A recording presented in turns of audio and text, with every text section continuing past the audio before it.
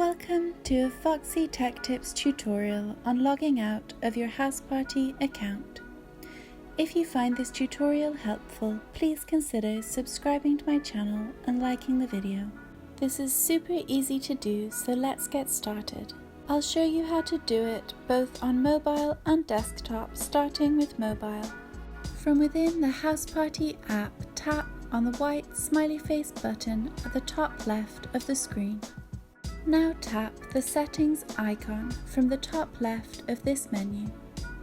You can now simply scroll to the bottom and tap Logout. Tap Logout again at the pop-up.